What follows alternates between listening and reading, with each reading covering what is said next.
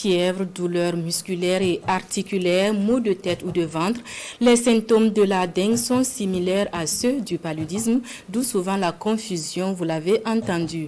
Pour faire la différence entre les deux maladies, Jean-Eudes Bayala et Oumou Cissé sont allés à la rencontre des spécialistes de santé. Reportage. Devant une forte fièvre, des douleurs articulaires et des maux de tête, souffre-t-on de la dengue ou du paludisme? Difficile de le dire sans un test diagnostique pour identifier les agents infectieux responsables de ces maladies. La dengue et le paludisme, deux maladies qui sont le plus souvent confondues car ayant les mêmes signes cliniques. Le paludisme est lié à la présence d'un parasite dans l'organisme. Et la dengue est liée à la présence d'un virus dans l'organisme. Mais c'est deux maladies qui vont se ressembler un peu de par leur manière de se manifester chez l'homme.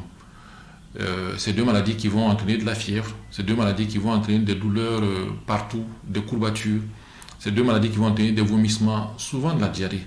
Et c'est deux maladies même qui peuvent entraîner souvent des hémorragies. La dengue est transmise par l'AEDS ou le moustique tigre et le paludisme par l'anophèle femelle.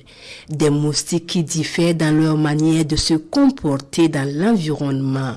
Le moustique du paludisme a tendance plutôt à piquer au cours de la nuit, alors que le moustique de la dengue a tendance à piquer plutôt dans les heures de la journée, là où soit pendant que le soleil tombe, soit pendant que le soleil est en train de se lever. Donc très tôt le matin ou en tout cas dans l'après-midi ou encore au niveau des zones là où on a de la fraîcheur, de l'ombre.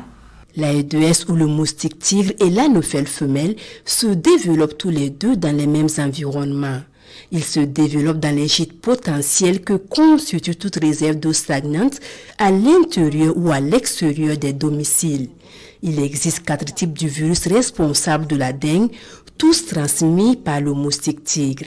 Les virus, ils sont différents les uns des autres, bien que ce soit des différences qui ne soient pas très grandes.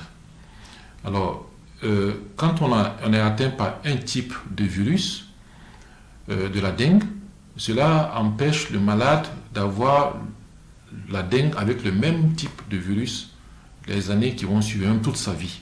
Donc, il est immunisé contre un virus. Il peut arriver qu'il fasse la dengue avec un deuxième type de virus pour lequel il n'est pas immunisé.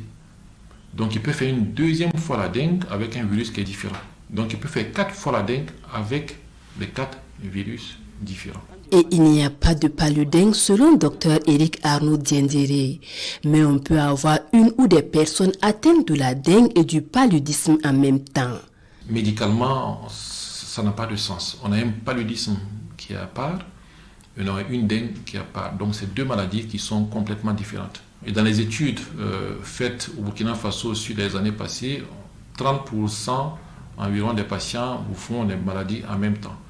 Simplement parce que les mêmes gîtes, là où séjourne l'AEDS, dans les mêmes gîtes séjournent où peuvent se développer l'anophèle. Et en ce temps, on n'a pas un paludengue, on a un paludisme et une dengue. Si le nombre de cas de dengue peut inquiéter, Dr Diendéré rassure que 80% des infections sont bénignes ou asymptomatiques. Et parmi les patients qui présenteront des signes, très peu vont en décéder sauf cas de complications de la maladie. Ces décès surviennent en cas d'hémorragie très abondante et très sévère et aussi en cas d'atteinte de plusieurs organes, dont le rein et le foie.